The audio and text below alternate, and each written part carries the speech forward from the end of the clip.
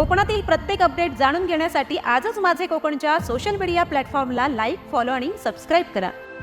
रत्नागिरी जिल्ह्यामध्ये अंमली पदार्थांना प्रतिबंध व कारवाई करण्याच्या अनुषंगाने वरिष्ठ जिल्हा पोलीस अधीक्षक धनंजय कुलकर्णी, अपर पोलीस अधीक्षक जयश्री गायकवाड यांच्या मार्गदर्शनाखाली स्थानिक गुन्हे अन्वेषण विभाग कारवाई करत आहे। त्याचप्रमाणे स्थानिक गुन्हे अन्वेषण शाखा रत्नागिरीचे पोलीस निरीक्षक नितीन ढेरे यांच्या मार्गदर्शनाखाली पोलीस अधिकारी व अंमलदार हे रत्नागिरी शहरात दिनांक 26 एप्रिल रोजी पेट्रोलिंग करत असताना पटवर्धनवाडी ते शासकीय वैद्यकीय महाविद्यालयाकडे जाणाऱ्या रोडवरती उद्यमनगर येथे 3 इसम 2 दुचाकीवरती संशयित हालचाली करताना दिसून आले।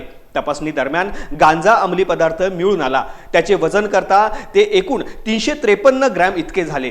संशयित त्या 3 इसमांना लागलीच ताब्यात घेण्यात आले व त्यांच्या विरुद्ध अंमली पदार्थ कायद्यान्वये रत्नागिरी शहर पोलीस ठाणे येथे गुन्हा नोंद करण्यात आला आहे।